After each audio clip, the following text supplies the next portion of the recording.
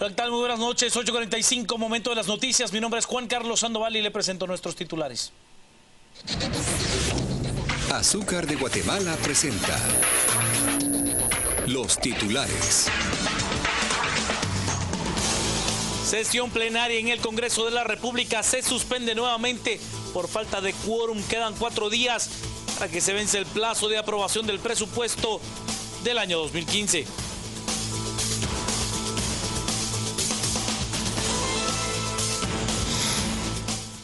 Junta Monetaria advierte que la falta de aprobación de bonos del Tesoro de parte del Congreso puede afectar las ventas de este año.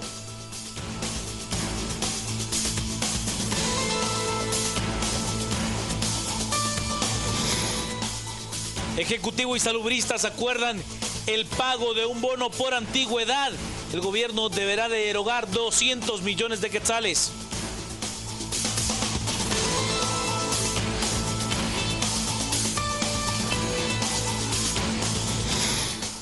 Según la organización no gubernamental Artesanas, varios menores de edad están siendo utilizados para ingresar drogas o teléfonos celulares a las prisiones.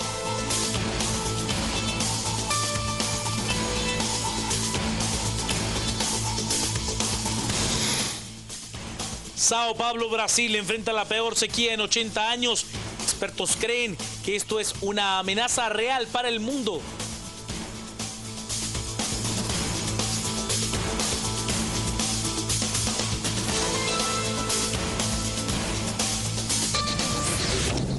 Azúcar de Guatemala presentó los titulares.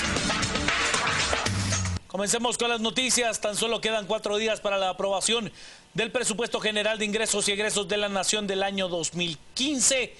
El plazo se vence el domingo a las 12 de la noche. Quedan 4 días para que se venza el plazo de aprobación del presupuesto de ingresos y egresos de la Nación 2015 y la sesión plenaria vuelve a suspenderse. Según el presidente del Legislativo, Arístides Crespo Villegas, la falta de quórum puede ser porque se buscan acuerdos. Yo creería que lo que está ocurriendo es que las bancadas y la Comisión de Finanzas debe estar trabajando, buscando acuerdos, y esperaríamos que el día de mañana, nosotros vamos a estar aquí a las 10 de la mañana, primero Dios, y esperaríamos que mañana se inicie el trabajo de la aprobación del presupuesto de ingresos y egresos de la Nación. Pues mire, aquí hay que buscar acuerdos y hay que esperar hasta el último minuto para que se pueda realizar. Mañana es jueves, viernes y sábado podrían ser los días en que pueda trabajarse y pueda aprobarse el presupuesto en 3 debates. Los diputados del Partido Patriota, quienes están aliados al líder, esperan pasar el presupuesto en 3 lecturas.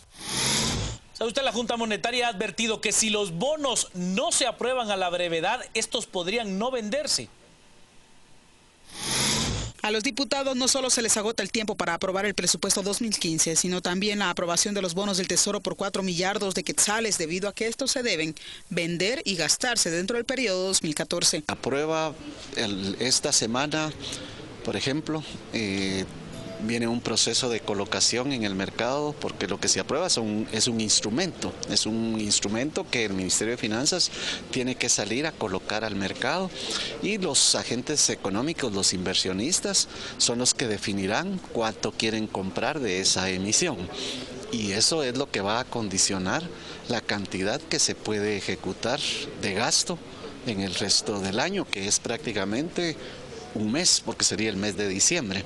Y recordemos que el mes de diciembre se acorta por los feriados de fin de año. Estos bonos todavía no han sido aprobados y por lo tanto queda un mes para poder ejecutar el gasto de con dicho financiamiento de ser aprobado. Si ese gasto no se lleva a cabo, el déficit fiscal cerraría alrededor de 1.5% del PIB, es decir, menor al 2.1% que se tenía previsto. Y eso significaría que habría como resultado una contención del gasto público. El presidente de la República ratifica el otorgamiento de un bono por antigüedad a los empleados salubristas.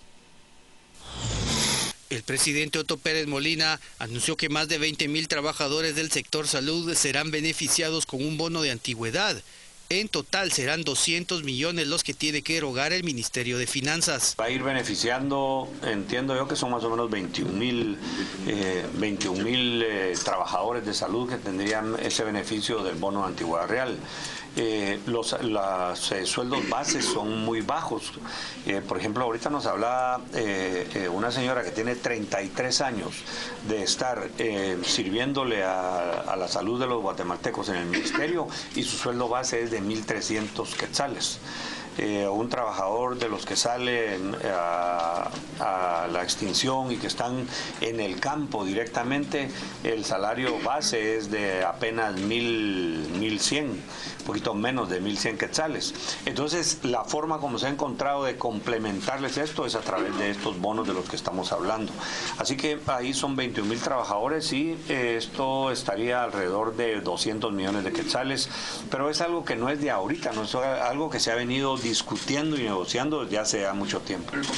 Ustedes se recuerdan que cuando a principios de este año se incrementó el techo presupuestario en 1.500 millones de quetzales. 1.000 iban destinados para educación y 500 millones venían destinados para salud.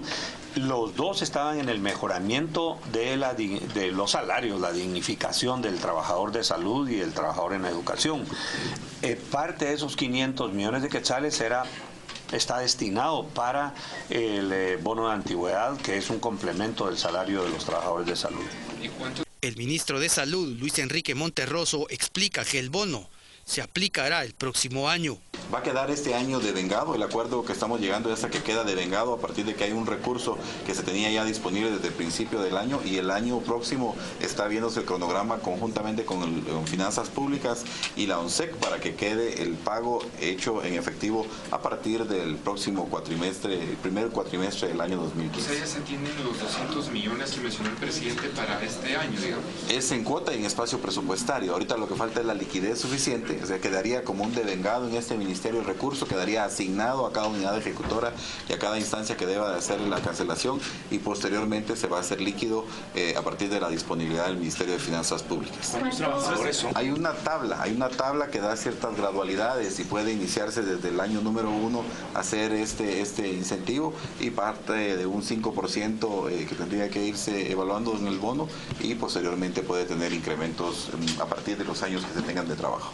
El bono de antigüedad forma parte del pacto colectivo que firmaron el Ejecutivo con los salubristas.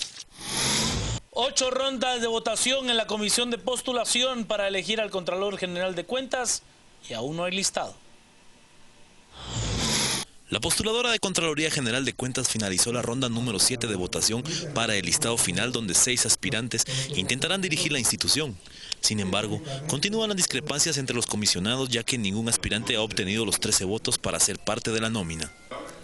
A la postuladora se hizo presente el abogado Ricardo Sagastume, quien pidió una copia de las actas y el nombre de los comisionados que han votado a favor del excontralor Carlos Mencos, quien a su parecer tiene prohibición constitucional para estar en el proceso. En este momento nosotros nos estamos presentando aquí a la comisión de postulación para solicitar certificación de cada una de las actas y de cada una de las sesiones en donde los comisionados han votado y han participado, y sobre todo porque nos interesa saber quiénes son las personas que están insistiendo en violar la Constitución al persistir en incorporar a quien tiene prohibición constitucional de volver a ser electo o de ser reelecto para dicho cargo. El objetivo es empezar a preparar las gestiones de responsabilidad personal que tiene cada uno de los comisionados, porque definitivamente si no hemos aprendido con lo que ocurrió con las comisiones de postulación de Corte Suprema de Justicia, de salas de apelaciones y los incidentes ocurridos también alrededor de la elección de la Comisión de Fiscal General, definitivamente creo que es el momento oportuno para rescatar este proceso. Dentro de la comisión siguen marcados 3 grupos. Uno apoya a Carlos Mencos, otro que quiere a Sergio Pérez, actual subcontralor, y el tercero que apoya al exdecano de la Universidad Rural, Carlos Echeverría. Vamos a regresar, más noticias, quédese con nosotros a las 8:45.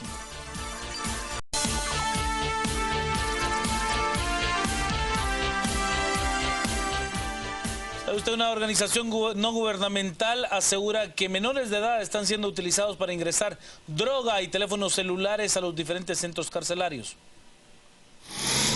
Este fin de semana, guardias penitenciarios de una cárcel del país descubrieron a una niña de 15 años que intentó ingresar en sus partes íntimas un teléfono celular para un reo.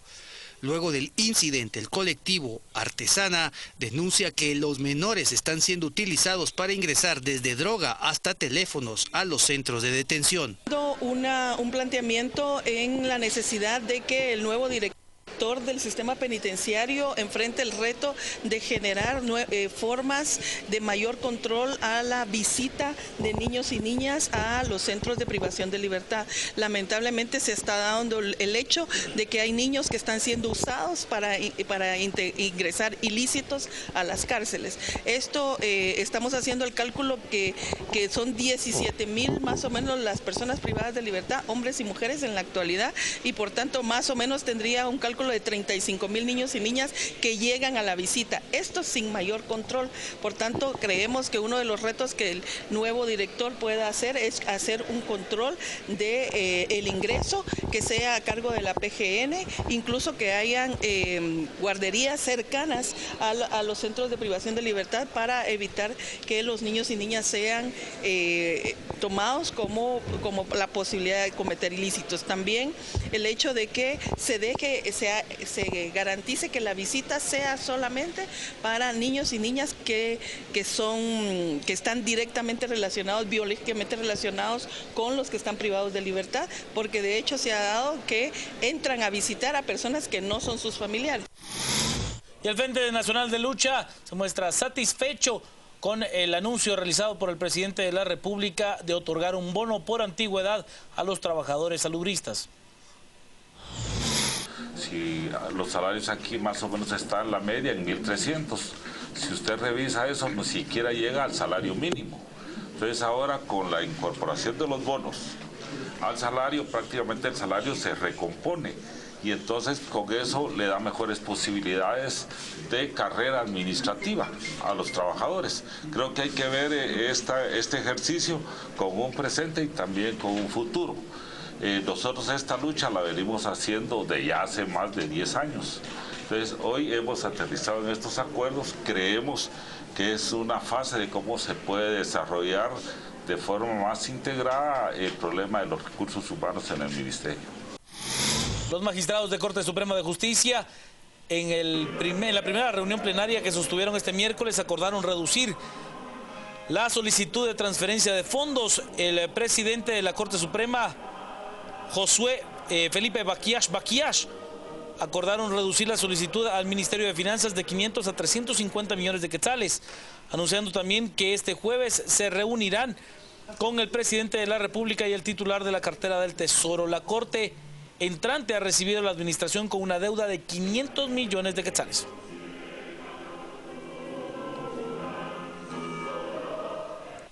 Y sabe usted, será hasta el año 2016 cuando vence el plazo para que las personas que tienen animales considerados peligrosos los puedan registrar ante Gobernación Departamental. Según el acuerdo 413 que modifica el 113 emitido por la misma cartera, explica que el plazo dado es insuficiente para la implementación de los mecanismos administrativos para otorgar dichas licencias a propietarios, encargados, criadores o tenedores de animales considerados peligrosos. El acuerdo da plazo hasta el 21 de noviembre del año 2016.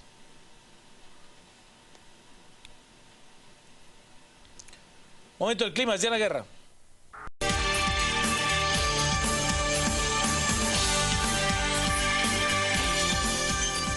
Buenas noches, bienvenidos a las 8:45. Hoy es el día miércoles 26 de noviembre. Perdone usted por mi pequeño olvido de la fecha. Gustavo Berganza, miércoles, como todos los miércoles. Listos, Gustavo Berganza y Juan Luis Font para arrancar con la primera conversación de esta noche. Nos acompañan hoy Mónica Leonardo, quien es abogada del Movimiento Pro Justicia, y le damos la bienvenida.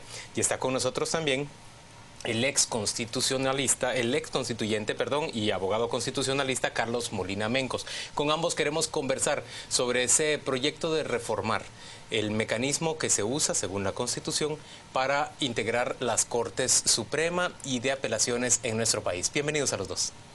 Buenas noches, Carlos. ¿Cuál es la principal objeción que le pone usted a la reforma constitucional? Es decir, porque no se puede mover realmente nada de la carrera judicial si no se modifica la Constitución. A mí sí me gustaría buscar algún mecanismo para así entrarle a ciertas reformas sin tocar la Constitución. La razón fundamental es que la única forma de manejar la Constitución, salvo la parte de derechos humanos, es a través de el Congreso con una mayoría de 3/4 partes y después a consulta popular.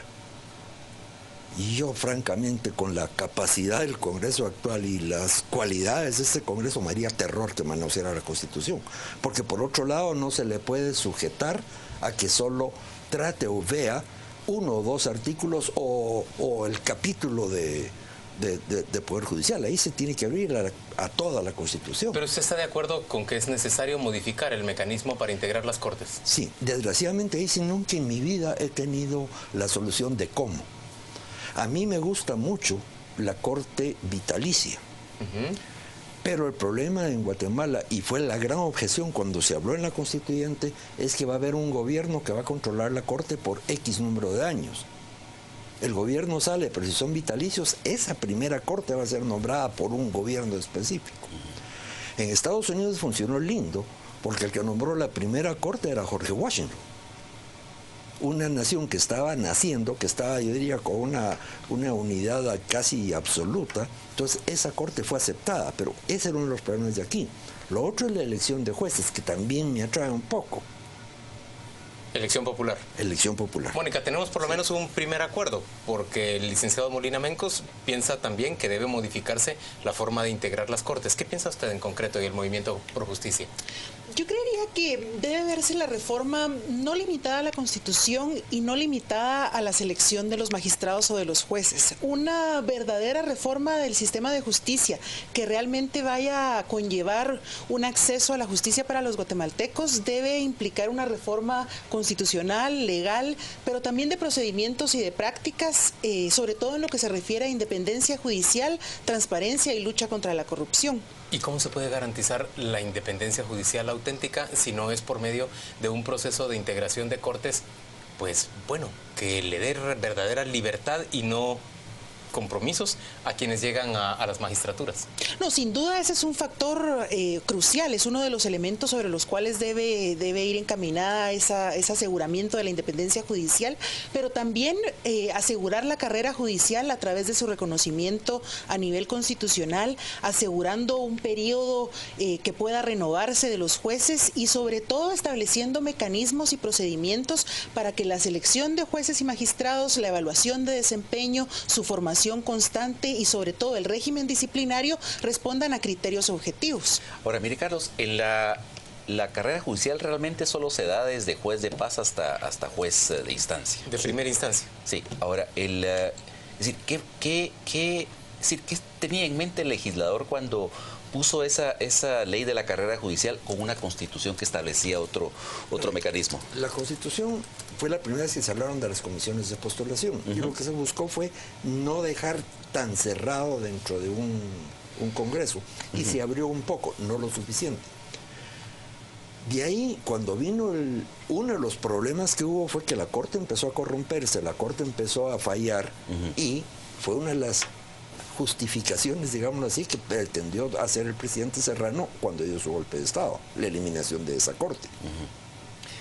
Entonces, Ramiro León Carpio, en una región, a mí nunca hay que legislar bajo reacción, porque él legisló bajo reacción diciendo, no, lo ideal es pasar de la política a la cátedra a la elección de magistrados, y se la dio a las universidades. ¿Pero qué pasó? En lugar de despolitizar las comisiones, politizó a las universidades. Claro. Y ahora tenemos una serie de universidades que prácticamente no existen, pero tienen decano de derecho. Pero además tenemos todas las universidades asumiendo una posición en términos reales ideológica en buena parte de las elecciones. Yo me pregunto si es bueno o es malo que que elijamos a los magistrados en base a esos cánones ideológicos. Hablo de magistrados, pero hablo también de fiscal general.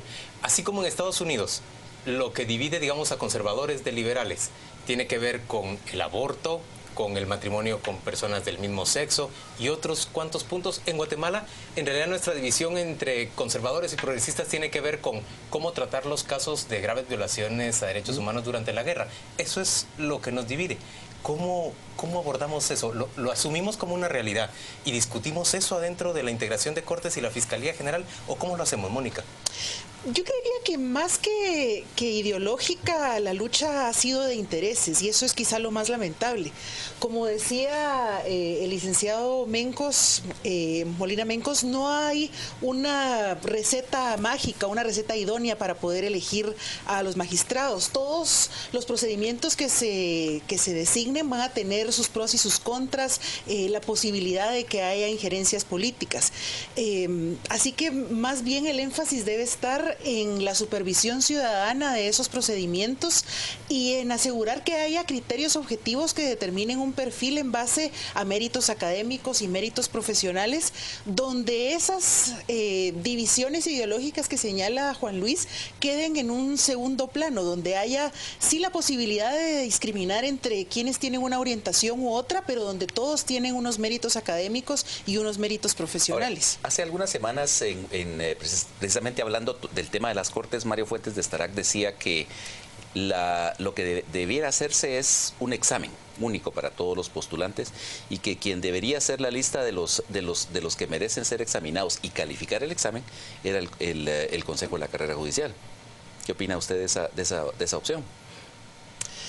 Sin duda el Consejo de la Carrera Judicial es el organismo o la entidad determinada por la ley de la carrera judicial para evaluar el desempeño y por ende poder evaluar los méritos para el acceso a la carrera judicial. Sin embargo, esta evaluación no debería limitarse únicamente a un examen de conocimientos jurídicos o técnicos, sino también evaluar las destrezas de los aspirantes en cuanto a manejo de personal, en cuanto a toma de decisiones, en cuanto a valores democráticos y constitucionales. Ya, pero ¿quién debería hacer esa valoración? ¿El Congreso de la República o el Consejo de la Carrera Judicial o las comisiones de postulación? No lo sé. Mire, teóricamente las comisiones de postulación, como están diseñadas ahora, para eso están.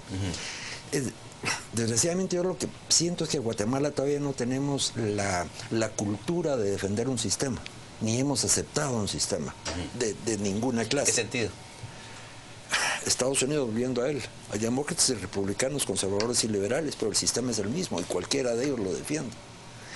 Ellos lo que tienen es un sistema republicano, que nosotros lo tenemos igual, pero aquí en Guatemala le hablan de la democracia. Y nosotros no somos una democracia, somos una república. Está diseñado para ser una república mucho más allá de una democracia. La democracia es la mayoría de uno. Si mal no recuerdo, Madison o Adams, uno de los dos, dijo que el problema de una democracia es que dentro de una democracia la mayoría le puede quitar derechos a la minoría, lo cual no puede pasar en una república. La república conlleva los tres poderes: la protección del individuo, la protección de su libertad, su propiedad, su libertad de pensamiento y la alternabilidad en el poder. Eso es lo que es fundamental. Pervertimos Totalmente. ese sistema de república cuando lo que integramos a las Cortes son magistrados que no son auténticamente independientes. No, claro, es que ese es el problema, que tenemos una república, está diseñada una república, está estructurada, pero nadie la sigue. Entonces esa estructura se rompe. Miren, Lo que tenemos es un régimen patrimonialista, esa es la verdad, en la que cada uno quiere tener, por ejemplo, su establo de magistrados, cada grupo de poder quiere tener su establo de magistrados, cada cual quiere tener con quién poder hablar. Que estarían muchísimo mejor con un magistrado totalmente independiente. Así es, respetable. Porque, ¿cuál es el problema que hay aquí muchas veces? Usted tiene toda la razón, tiene toda la justicia, el derecho y la plantea brillantemente. Pero el magistrado es amigo de fulano, tiene la presión de sutano y ya no sale. Ahora, también dentro de este sistema tenemos un órgano que se supone que es el contralor máximo de la Constitución, que es la Corte de Constitucionalidad, cuyo nombramiento es muy sui generis. Sí, pero mire, la Corte ahí sí... La Corte de Constitucionalidad fue diseñada para defender el orden constitucional, pero se ha empezado a convertir en un poder constituyente, porque han tratado de interpretar la Constitución a tal nivel que ya están generando legislando sobre normas constitucionales. Y al principio lo hicieron, yo creo que todo fue de buena fe, no creo que haya mala fe en absoluto. Pero por ejemplo el amparo, empezaron a empezar a aceptar amparos con la libertad con la que fue diseñado. Pero llegamos a aceptar el amparo del Estado contra el Estado, que eso es una aberración. La SAT se ampara porque la Corte de Justicia le dio la razón en unos impuestos a un individuo. El amparo está para que el individuo sea protegido de los abusos de poder del Estado. Frente al poder público. Acumulan amparos. El amparo implica un agravio. Yo no puedo acumular mi agravio con el suyo. Son distintos, aunque sean del mismo tema. Mónica, ¿cuál debería ser el procedimiento que sigamos? ¿Están ustedes de acuerdo con que vayamos, por ejemplo, a esas mesas de diálogo, esas mesas de discusión que está planteando la Comisión Internacional contra la Impunidad? Sí.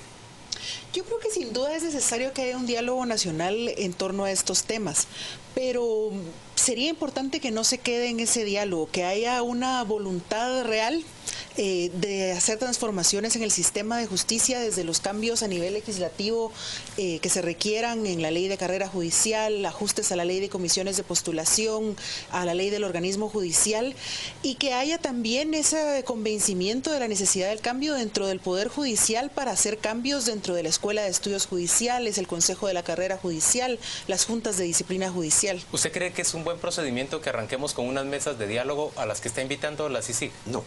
¿Y cuál debería ser el procedimiento? Cualquier mesa de diálogo que cite una entidad nacional. No tenemos ya que seguir haciendo lo que nos digan de afuera, sea buena o no. ¿Y cuál debería ser la entidad nacional que convoque? ¿El Congreso de la República? El Congreso de la República, los colegios profesionales, las universidades. Ahora, pero tenemos el problema de que casi todas las instituciones nacionales están desprestigiadas. Estoy de acuerdo. Y hay una crisis de confianza hacia el Estado. Y de valores. Es que mire, eso es lo que tenemos que empezar a retomar. Solo des cuenta partidos políticos, no hay un solo partido político ahora. Hay una plebe de grupos que están buscando el poder. Son vehículos para llegar al poder exclusivamente. Dime la ideología. Yo hace poco estuve con uno de los líderes de uno de esos partidos y me estaba platicando lo que sí, le dije, ¿cuál es la ideología de ustedes? Nacional progresista. ¿Qué significa eso? ¿Eso qué es? Somos nacional progresista. Defiende la propiedad privada, cree en la comunidad de bienes. Nada, no tenía la menor idea de lo que estaba hablando, pero quiere buscar el poder para ser presidente. Ahora, Mónica, en otros sistemas la defensa de la Constitución está integrada dentro de la Corte Suprema. Es el caso de Estados Unidos o es el caso de la Sala Constitucional en Costa Rica. Es decir, pero ¿cómo funcionan esos lugares? ¿Es mucho más eficaz de lo que sucede aquí? ¿Legislan también en esos lugares? Yo creo que la posibilidad de arrogarse esos poderes constituyentes están en cualquier tipo de diseño que haya. Y es como lo vemos acá en Guatemala, que la Constitución no planteaba esas posibilidades ni vislumbraba esos escenarios para la Corte de Constitucionalidad, sino que esperaba que fuera un control del orden constitucional, una defensa del orden constitucional a que ejerciera, pero vemos que en los escenarios en que se le ha planteado, la Corte ha llegado a disponer cuestiones que son tarea del legislador. Ahora, mire, Carlos, ¿qué pensaban ustedes cuando diseñaron el actual sistema constitucional en el 85 para la Corte de Constitucionalidad? ¿Por qué ese sistema de nombramiento? Rol de la Corte. El rol de la Corte y por qué ese sistema diferente de nombrar los magistrados. Sobre el nombramiento de magistrados no le podía responder. Yo realmente nunca he estado satisfecho con ningún sistema. Como le digo, ahí sí me declaro totalmente incapaz. Pero la integración de la Corte de Constitucionalidad es menos polémica que la de las otras cortes. Yo siento que está un poquito mejor balanceada. Está absolutamente admitida su politicidad. Sí. Es decir, si la propia presidencia de la República nombra a uno, el Congreso a otro. Sí. Bueno, de ahí volvemos a otra cosa. Los hombres, ¿verdad? El presidente de la República puede escoger al mejor candidato, puede escoger algo solo para protegerse a sí mismo. Ahí ya viene la honestidad en el ejercicio de funciones, que eso la ley no lo puede prever. Pero ahí viene un punto fundamental. ¿Cómo hacemos para evitar que un gobierno tras otro, durante su periodo, procure integrar unas cortes y una fiscalía general que básicamente les protejan la salida? Proteja su retirada, ¿verdad? Que les cubra la retirada. Es que ¿Cómo rompemos con esa perversa costumbre. Sí. A eso era a lo que me refería en un inicio, que la reforma debe ser integral. No podemos hablar únicamente del proceso de selección si vamos a tener un colegio profesional que no puede imponer sanciones por faltas a la ética, si tenemos universidades que forman profesionales de manera deficiente, de medio tiempo, en media jornada, sin una formación idónea. En la medida en que haya todas esas falencias en todo el sistema, nunca vamos a poder tener profesionales idóneos para las cortes, porque estos van a ser los menos. Ahora, pero también mencionaba usted el problema de los partidos políticos, es decir, la última palabra está en los partidos políticos representados en el Congreso. Correcto, y ese es el problema. Mire, cuando yo estaba medio metido en esas cosas, había partidos políticos. Había un partido comunista fuera de ley, pero era partido. Había una democracia cristiana con ideología, un PR, un MLN. Usted sabía exactamente lo que iba a hacer el PR o exactamente lo que iba a hacer el MLN. Era previsible su posición frente a cada asunto nacional. Y se cuenta otra cosa, el transfugismo era cero. No está hablando 1%, el medio era cero. Yo nunca vi un diputado del MLN pasarse al PR o viceversa. Bueno, sí, al final vimos a Chichita Aragón pasarse a la democracia cristiana. Eso ya fue de esta época, ya fue con esta época. Ya fue con la desintegración. Y el MLN ya no era el MLN. Pero es cierto que los partidos tradicionales mantenían a sus diputados durante toda la legislatura. ¿Pero por qué razón? Porque había una ideología que era común. Claro. Entonces yo me podía pelear con usted en un momento dado, pero nos debíamos a la ideología, no al partido. Todo eso es lo que yo creo que tenemos que retomar. La honestidad, la honradez. Ahorita si alguien robó, ya no importa si es que tiene el dinero. Lo que usted decía. Pero es que se roba y no hay un órgano jurisdiccional. Y no hay castigo, y no hay sanción, ni siquiera sanción social. Sí, es cierto. Usted ni lo que siquiera dice, una fiscalía diligente. Y lo que dice usted de la Corte. Nombran cortes para que los cubran en la salida. Para que les cubran la retirada. Si yo no tengo la conciencia sucia, no necesito que me cubran mi salida. Yo salgo y punto. Ahora, Mónica, pero digamos, ¿podían hacerse algunas mejoras con el actual sistema en funcionamiento? Usted dice que no es necesario ir a la reforma constitucional. Yo creería que hay cuestiones que sin duda dependen de una reforma constitucional, pero hay otras que pueden implementarse y que serían de vital importancia, tales como reformas a la ley de la carrera judicial para asegurar que haya un régimen disciplinario que pueda eliminar a aquellos jueces que incumplan con la labor que se les ha encomendado, con un proceso de evaluación de desempeño que asegure la renovación de aquellos jueces que sí hacen una buena labor, y con la adopción de procedimientos en la Contraloría General de Cuentas que permitan que haya una verificación del correlato de los bienes con los ingresos de los jueces. En fin, hay una serie de medidas que pueden implementarse y que podrían mejorar la idoneidad de los jueces. Que en términos reales volvemos a lo que decía Carlos, por ejemplo, esto de mantener una coherencia entre ingresos y bienes de jueces, y podríamos ampliarlo también hacia funcionarios. Eso dejó de existir en este país en buena medida. Otra cosa, allá no se usa el sistema de que, muy bien, usted entró con 100 pesos y salió con 20 millones. ¿De dónde está la diferencia? Se murió mi papá, me heredó tanto, aquí está. Todo dinero bien habido tiene título. Todo. O es una lotería, o es un trabajo debidamente facturado, o es una herencia. Pero hay que admitir que en ese sentido, la mayoría de factores de poder en Guatemala, y empiezo por el poder económico, han privilegiado un régimen que permite ocultar patrimonio. Claro, claro. Por eso le digo,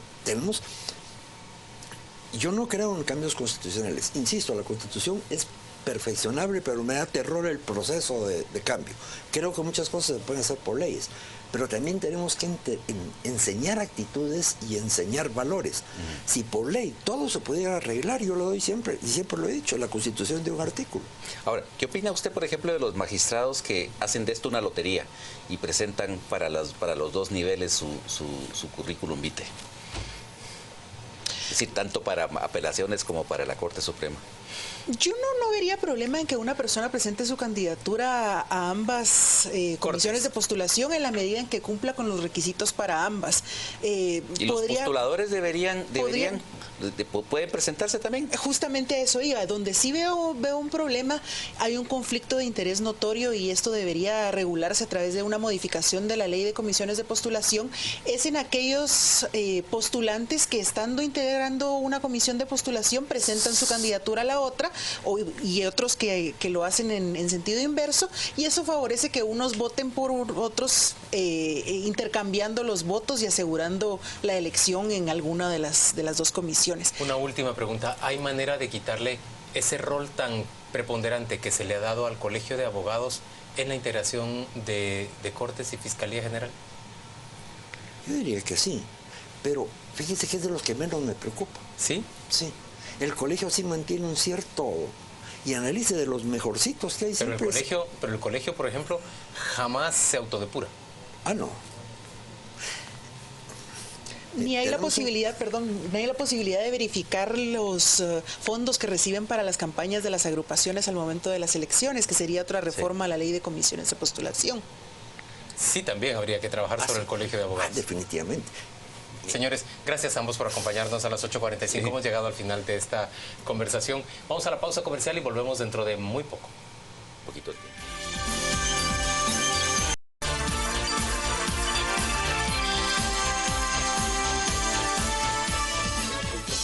En las 8:45 queremos conversar sobre esas comisiones postuladoras que habrán de integrar la nómina de aspirantes a Contralor o Contralora General de Cuentas de la Nación.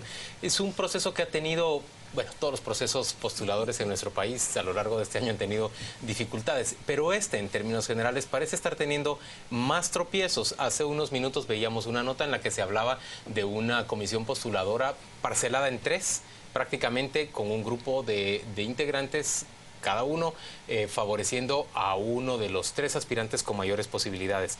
Hoy nos acompañan para conversar sobre ese proceso de postulación Gerson Sotomayor, quien es analista de esta elección, y Ricardo Sagastume, quien es un abogado que ha planteado ya 2 acciones en este tema, y por lo tanto se ha convertido también en un actor del proceso. Gracias a ambos por acompañarnos.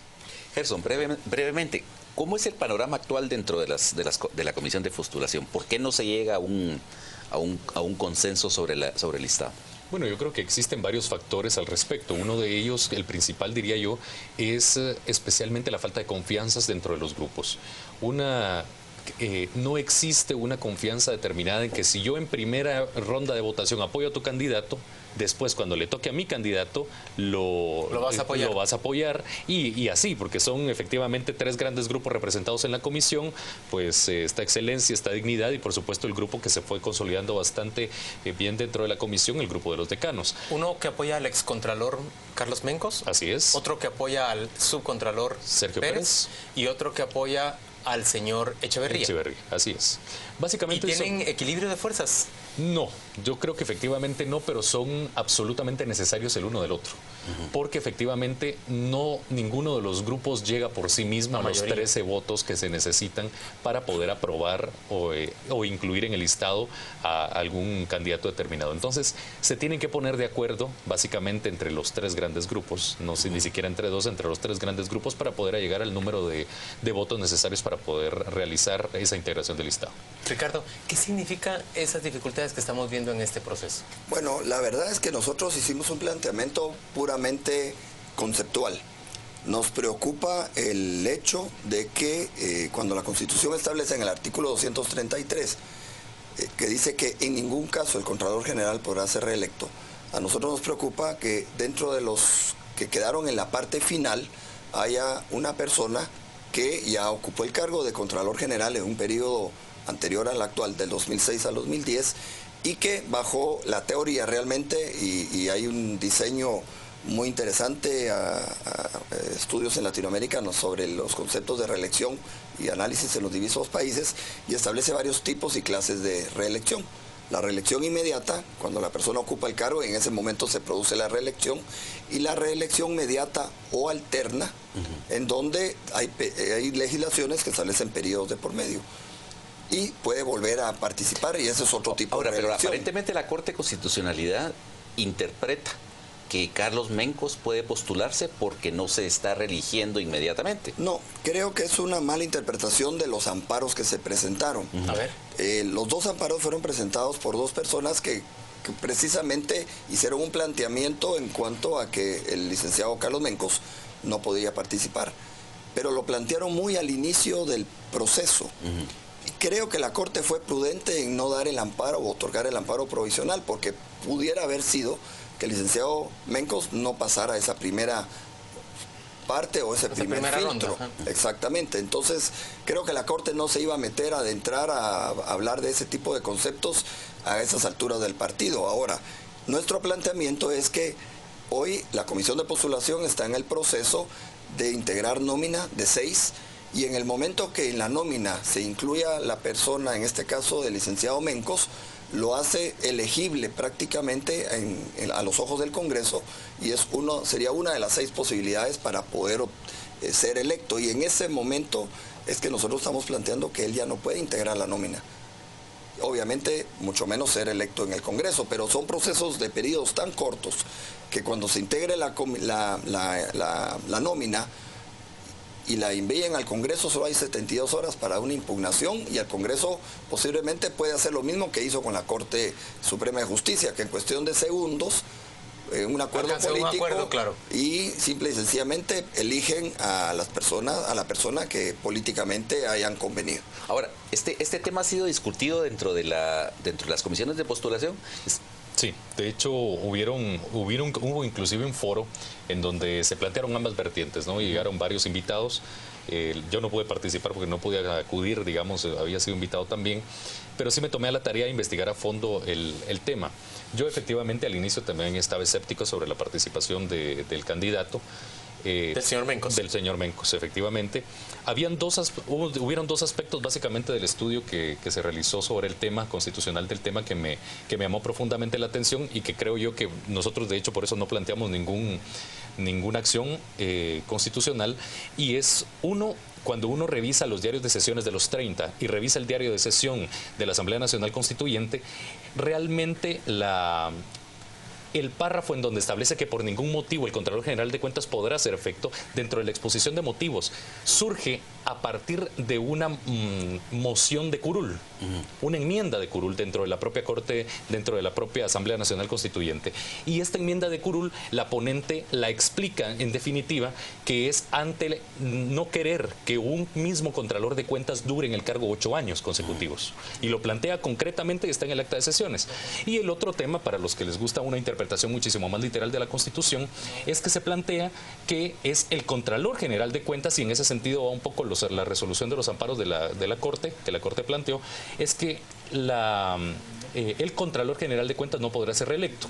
Si yo soy Contralor General de Cuentas en este momento, ninguna otra persona lo puede ser. Esto significa que una sola persona, más de una persona no pueden ocupar el mismo cargo al mismo tiempo. Entonces existen, digamos, varios aspectos de interpretación que yo creo que en la legislación guatemalteca probablemente no quedó muy claramente definido realmente cuál era el tema, pero efectivamente sí quedó muy claro el espíritu bajo el cual se hizo. Ahora, señores, discutimos mucho en torno a esta nómina, discutimos sobre la elección a Contralor General, pero de los 4 que estamos sentados en esta mesa, ninguno cree realmente que sea crucial quién llegue a la Contraloría, porque la Contraloría no cumple con la función que la Constitución en realidad le asigna. No, además tenemos muy claro que la reforma a la ley orgánica tampoco se ha efectuado, es una situación que está en deuda también. Se ha insistido muchísimo para, como dicen aquí, darle dientes y colmillos a la ley, a la función del Contralor. Pero no hay modo que y el tema de los fideicomisos públicos, que también ese es otro tema que ha generado aparentemente que no puedan tener acceso la Contraloría a fiscalizar el uso de los recursos públicos a través de los fideicomisos. O sea, hay una tarea muy larga que, independientemente de quién llegue al día de hoy, al final de cuentas la gestión puede ser bastante poco prolífica y poco efectiva, porque la ley no le da las suficientes herramientas, además de la parte de recursos económicos que se le asignan. Es decir, hay muchas cosas que hay que corregir. No solo es cuestión de quién llegue, sino hay toda la estructura jurídica alrededor del diseño de la institución también necesita. Pero es una cuestión también de a qué llegan, porque pareciera más una disputa entre grupos, entre corrientes de los dos colegios interesados por colocar a más personas en ese enorme botín que termina siendo la cantidad de plazas que tiene la Contraloría General de Cuentas, más allá de un auténtico interés por ir a transparentar y a fiscalizar que los fondos del Estado se inviertan apropiadamente, se manejen con transparencia. eso no parece estar ahí. Es como una batalla fútil esta que se está librando, ¿no? Lo que se oye en la calle realmente es que, siendo el año electoral, el 2015, el tema de los finiquitos es un tema de mucha importancia para los políticos o los futuros candidatos, claro. Obviamente, y eso es un botín, digamos, llamémoslo de alguna manera, porque se presta a mucha corrupción, a mucha negociación debajo de la mesa. ¿Cuántos finiquitos extendió Carlos Mencos como Contralor General? ¿Cuántas multas y sanciones redujo? ¿Si hubo algún cobro? ¿Y cuánto perdió el Estado por ese tipo ¿cómo se dice?, de amnistía que ofrecen? Tampoco sabemos qué hizo Nora Segura en el periodo electoral pasado. No sabemos a cuánta gente terminó perdonándole las sanciones o reduciéndoselas a una expresión mínima. En términos generales, pareciera como un régimen de mentiritas. Yo creo que existen varias posibilidades en eso, y uno es el tema que efectivamente las que se realizaron de mutuo propio por parte de quienes dirigieron la Contraloría General de Cuentas, y el otro tema es también las solicitudes y la obligatoriedad que a través de juez se le dio a la Contraloría de tenerle que otorgar, no son finiquitos, constancias provisionales a los candidatos obviamente por orden de juez, y esto obviamente también tiene muchísimo que ver con la falta de independencia de la justicia. Entonces sí, son temas que van vinculados, que por supuesto se fueron dando, y hay de todo un poquito. Ahora, pero digamos, eso de dar constancias provisionales es legal para ser inscrito cuando la ley pide un finiquito. Sí, de hecho, las constancias provisionales están reguladas en el artículo 30 de la Ley Orgánica de la Contraloría General, de la Ley de Probidad, y es ahí donde efectivamente se regulan ambas figuras. El finiquito, una vez se han agotado los 20 años después del ejercicio de la función pública, y la constancia provisional mientras no ha pasado ese tiempo. Es decir, simplemente es una constancia que si yo el día de hoy no tengo un juicio de cuentas abierto o no tengo un hallazgo pendiente de pago en la Contraloría General de Cuentas, hoy me lo pueden dar. Si mañana me ponen el hallazgo, entonces mañana ya no lo tengo. Así de sencillo. Señores, ¿hacia dónde vamos con esta elección de nómina para integrar la Contraloría? Yo creo que a lo que estamos yendo es de nuevo a plantear que hay una crisis en el Estado. Hay una crisis en los procesos de nominación, elección de los distintos candidatos o funcionarios públicos a ocupar las instituciones que están diseñadas en la propia Constitución, y que definitivamente debe ser parte del proceso de revisión cuando se promueva una reforma a la Constitución, porque es un todo que tiene que ver con la parte de la Administración de Justicia. Al final, la Contraloría General de Cuentas, por muy bien diseñada que pudiera estar en una reforma constitucional, con una mala Administración de Justicia, sería totalmente inoperante. Entonces, cuando se hablan de temas de reforma constitucional en el sector justicia, debiera incorporar a los entes de fiscalización, que de alguna manera también tienen que ser motivo de revisión. No es fácil la tarea, porque al final, sea que lo intenten hacer el año entrante, que sería caótico, o que lo intenten hacer en los primeros meses de la nueva legislatura, de igual manera requiere mucho estudio, mucho análisis y mucha discusión para no cometer los errores de 1993. Ahora, ¿se ven los mismos juegos de intereses que hubo en las elecciones de Cortes aquí? No, yo creo que son otro tipo de intereses muy puntuales. Lo que sí creo yo es de que en alguna medida creo que hay alguna tendencia para buscar exactamente lo mismo, que es la impunidad. ¿Y por qué lo planteo así? Creo que si en este momento, y yo creo que el que la Comisión de Postulación en este momento retarde un poco la elección del Contralor no es del todo malo. ¿Por qué? Porque en el Congreso de la República hay una alta posibilidad que las dos bancadas mayoritarias negocien un paquete completo. Presupuesto, bonos y Contralor General de Cuentas. En ese sentido, si la Comisión de Postulación envía antes del 30 de noviembre el listado de los 6 aspirantes, entonces eso significaría que muy probablemente ese paquete se consolide. Mientras no se envíe, en este momento vemos lo que hoy pasó en el Congreso de la República, que no se llega a un quórum precisamente hasta que no se generen las confianzas necesarias de yo te apoyo aquí y me apoyas acá. Señores, gracias a ambos por acompañarnos a las 8:45. Por supuesto, seguimos pendientes sobre este proceso que habrá de librarse en los próximos días, en definitiva. Vamos en este momento a ofrecerle ya la información de los deportes. Los deportes son presentados por el nuevo